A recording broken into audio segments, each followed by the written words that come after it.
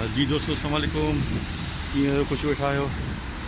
अॼु खे असां कंहिं कम सां वञा थो पियो ऐं थोरो मुंहिंजो तव्हांखे ॾेखारियूं हिते जो सीन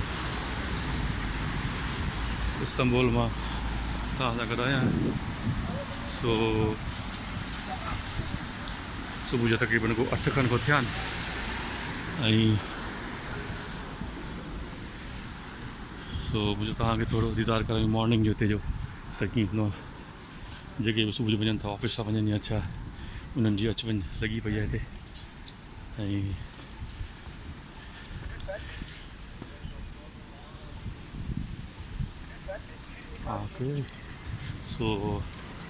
ज़ेब्रा क्रॉसिंग आहे हिते सिग्नल ते असां क्रॉस कयोसीं। हल्की हल्की थधिकार आहे हिते ऐं के जैकेट पातल आहिनि, कंहिंखे पातल न आहिनि, पर मूं अञा न पातो आहे छो त मुंहिंजी वरी हीअं थोरी वॉक आहे 5-10 मिंटनि जी। वॉक करे वरी चढ़ंदासीं मेट्रो बस में ऐं वधीक हाल तव्हांखे ॿुधाईंदा। वॾी महिरबानी। ॾिसो हीअ माण्हू बसुनि में वञनि पिया। हिते नंढा नंढा जेके रस्ता आहिनि उते वरी हिन वांगुरु बसूं हूंदियूं आहिनि।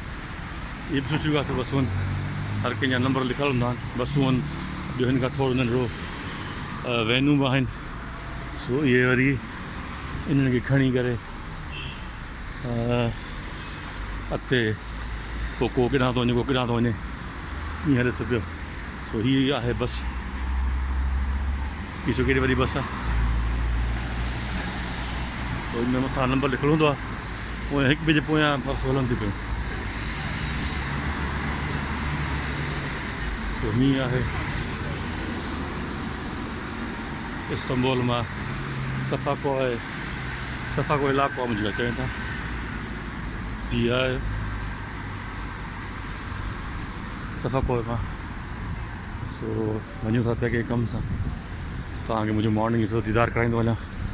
कीअं माण्हू बीठा आहिनि, हींअर को 8 खनि थिया आहिनि सम्झो। हुनजे करे ई नालो